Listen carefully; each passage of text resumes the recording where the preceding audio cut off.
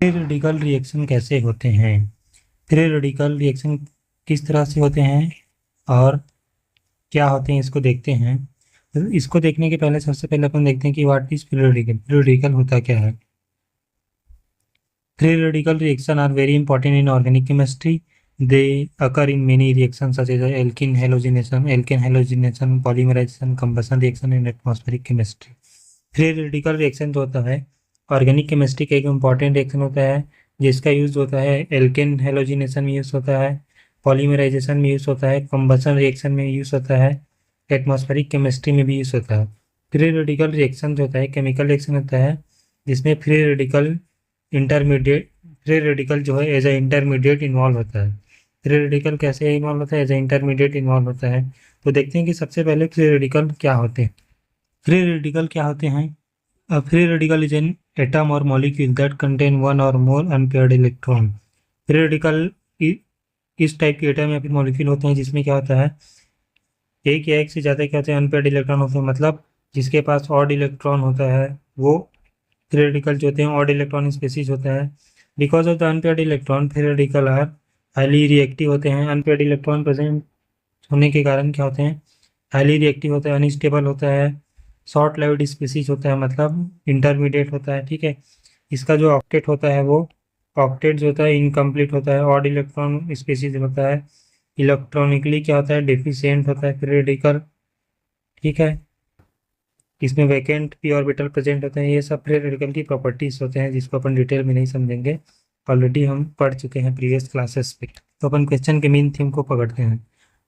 They try to react quickly to achieve stability. Free radical जो होते हैं unstable होता है, तो कोई भी अनस्टेबल स्पीसीज जो होता है जल्दी से जल्दी क्या होता है, स्टेबिलिटी गेन करना चाहते हैं, इसलिए क्या करता है, रिएक्शन करके क्या करते हैं, स्टेबिलिटी को गेन करता है। कुछ एग्जांपल्स देख लेते हैं फ्री रेडिकल्स के। Free radical chlorine radical, methyl radical, alcohol radical, bromine radical. ये जो डॉट होता है वो रिप्रेजेंट करता है अनपेयर्ड इलेक्ट्रॉन को, इसी को क्या बोला जाता है, फ्री रेडिकल बोला जाता है। अब देखते हैं कि फ्री रेडिकल कैसे फॉर्म होते हैं, फ्री रेडिकल कैसे बनते हैं। Free radical are usually formed by homolytic bond cleavage. Free radical कैसे फॉर्म होते हैं, जब बॉन्ड के बीच क्या होता है, होमोलैटिक क्लीवेज होता है। जैसे कि कोई स्पीसीज है ए और बी, ठीक है, दो एटम के बीच बॉन्डिंग हुआ है, ठीक है, तो यहाँ पे दो इलेक्ट्रॉन है, इसमें होमोलैटिक क्लीवेज होगा, तो एक इलेक्ट्रॉन इसके पास चला जाएगा, एक इलेक्ट्रॉन इसके पास चला जाएगा, इसे क्या बोलते हैं, होमोलैटिक क्लीवेज। और इसी होमोलैटिक क्लीवेज से ही क्या होता है, फ्री रेडिकल का फॉर्मेशन होता है। Homolytic cleavage in this process bond breaks and each atom takes one electron. वही चीज़ को यहाँ पे लिखा गया है कि बॉन्ड जो होता है ब्रेक होता है और एक एक इलेक्ट्रॉन दोनों स्पीसीज के पास चला जाता है बराबर क्वांटिटी में, इसी को बोलते हैं होमोलैटिक क्लीवेज। एग्जाम्पल पे देख लेते हैं, जैसे कि क्लोरीन मॉलिक्यूल है, ये कैसे बना है, Cl बॉन्ड, क्लोरीन जो है दो दो क्लोरीन एटम के बीच क्या बॉन्डिंग हुआ है, तो इसमें दो इलेक्ट्रॉन है, तो इसमें होमोलैटिक क्लीवेज होगा, तो एक इलेक्ट्रॉन इसके पास, दूसरा इलेक्ट्रॉन इस क्लोरीन के पास, तो इसी को बोलते हैं होमोलैटिक क्लीवेज। और बन जाएगा क्लीवेज के बाद chlorine radical, two molecule of chlorine radical का फॉर्मेशन हो जाएगा। ठीक है, तो ये हो गया इसका homolytic cleavage. This usually occurs in the presence of, और होमोलैटिक क्लीवेज जो होता है यूजुअली किसके प्रेजेंस में होता है, या तो हीट के प्रेजेंस में होगा, ठीक है, या तो यूवी लाइट के प्रेजेंस में होगा, या फिर पेरोक्साइड के प्रेजेंस में। ये तीन कैटलिस्ट हैं, इसी के प्रेजेंस में क्या होता है, होमोलैटिक क्लीवेज होता है और फ्री रेडिकल का फॉर्मेशन होता है। अब देखते हैं कि steps of free radical reaction. Free radical reaction में कौन कौन से स्टेप्स होते हैं, कितने स्टेप्स होते हैं। मेनली तीन स्टेप्स होते हैं फ्री रेडिकल रिएक्शन में। Most free radical reaction occurs through a chain mechanism consisting of 3 steps. Most of the जो फ्री रेडिकल रिएक्शन होते हैं वो चेन मैकेनिज्म में होते हैं, मतलब एक के बाद दूसरा, दूसरे के बाद तीसरा, इस टाइप के जो रिएक्शन होते हैं उसको चेन मैकेनिज्म बोलते हैं।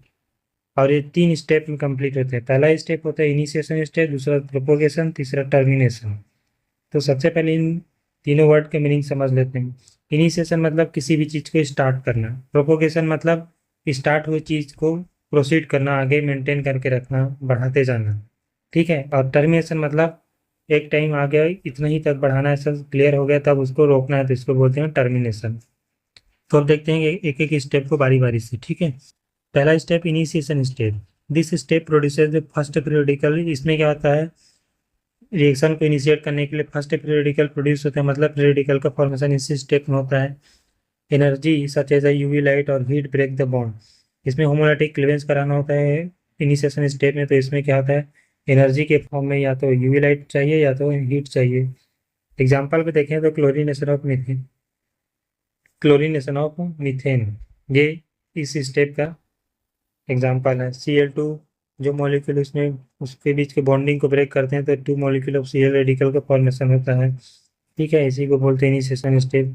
This creates 2 chlorine radical, 2 chlorine radical form करते हैं।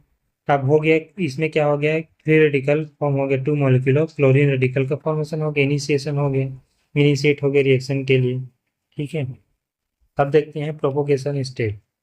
प्रोपोगेशन स्टेप में क्या होगा, in this step the reaction continues as a chain reaction. इस स्टेप में क्या होता है, रिएक्शन को कंटिन्यू किया जाता है एज ए चैन रिएक्शन।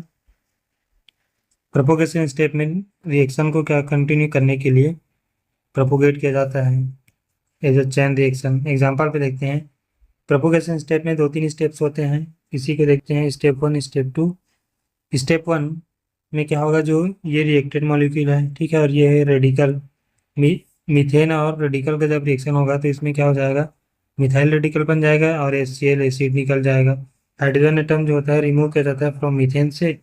इसमें भी क्या होता है, रेडिकल का फॉर्मेशन होगा, इसका भी, इससे भी रेडिकल बनेगा ऐसे, मिथाइल रेडिकल और हाइड्रोजन रेडिकल। और क्लोरीन रेडिकल तो अपने पास है ही 2 मॉलिक्यूल, 2 मोल। इसमें क्या होगा, एक हाइड्रोजन के साथ कंबाइन करेगा और दूसरा जो है मिथाइल के साथ कंबाइन करेगा, फर्दर रिएक्शन होगा तब। अभी ये फर्स्ट स्टेप में रिप्रेजेंट कर, फर्स्ट एक एक स्टेप में एक एक मोल क्लोरीन को लिया जा रहा है, एक एक मोल क्लोरीन रेडिकल को। अब इसमें क्या है, 2 मोल लेके रिएक्शन को कंप्लीट करा दिया, यहाँ पे एक प्रोडक्ट ऑफ फॉर्मेशन हो गया, Cl रेडिकल फिर से आ गया। Methyl radical react with chlorine to form chloromethane and another chlorine radical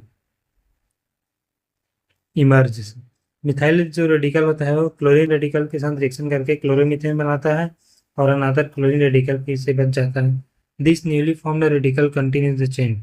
और ये जो नया रेडिकल फॉर्म हुआ है क्लोरीन रेडिकल, वो फिर से चेन को कंटिन्यू करने के लिए, फिर से रिएक्शन को आगे बढ़ाने के लिए यूज होता है ये क्लोरीन रेडिकल। ये वाला क्लोरीन रेडिकल, ये वाला, ये प्रोडक्ट तो फॉर्म हो गया मिथाइल क्लोरोमीथेन और ये फिर से रेडिकल बन गया, तो इसी रेडिकल के फिर से यूज करेंगे रिएक्टेंट साइड पे और फिर से रिएक्शन, चेन रिएक्शन को आगे बढ़ाएंगे। अब आता है ये रिएक्शन कंटिन्यू चल रहा है, ठीक है, प्रोपोगेट हो रहा है, मतलब चल रहा है कंटिन्यू। अब एक लिमिट तक चेन का फॉर्मेशन हो गया, प्रोडक्ट बनने की स्थिति में आकर रिएक्शन को रोकना है तो उसको बोलते हैं टर्मिनेशन स्टेप। तीसरा स्टेप होता है रेडिकल रिएक्शन में। This reaction steps stops when 2 radical combine to form a stable molecule. Termination step में क्या किया जाता है, 2 फ्री रेडिकल को कंबाइन कराया जाता है और रिएक्शन को टर्मिनेट किया जाता है, रोका जाता है। 2 फ्री रेडिकल कंबाइन होंगे जो कि अनस्टेबल होते हैं, कंबाइन होकर स्टेबल हो जाते हैं, तो रिएक्शन क्या हो जाता है, ऑटोमेटिकली स्टॉप हो जाता है। जैसे कि यहाँ पे क्लोरीन को ऐड करके क्लोरीन मॉलिक्यूल बन गया, मिथाइल रेडिकल और क्लोरीन रेडिकल कंबाइन करके क्लोरोमीथेन बन गया, मिथाइल को कंबाइन करके C2H6 बन गया। आई होप आपको यहाँ तक वीडियो क्लियर समझ आया होगा, आपका कॉन्सेप्ट क्रिस्टल क्लियर हो गया होगा। तो आगे के स्टेप्स को, आगे के जो कॉन्सेप्ट को समझने के लिए वीडियो को लाइक करें, शेयर करें और चैनल पे नए हैं तो चैनल को सब्सक्राइब करें, ताकि नेक्स्ट डे जब मैं इस कंप्लीट वीडियो डालूँ तो आपको नोटिफिकेशन आपके पास पहुंच जाए। Thank you for watching.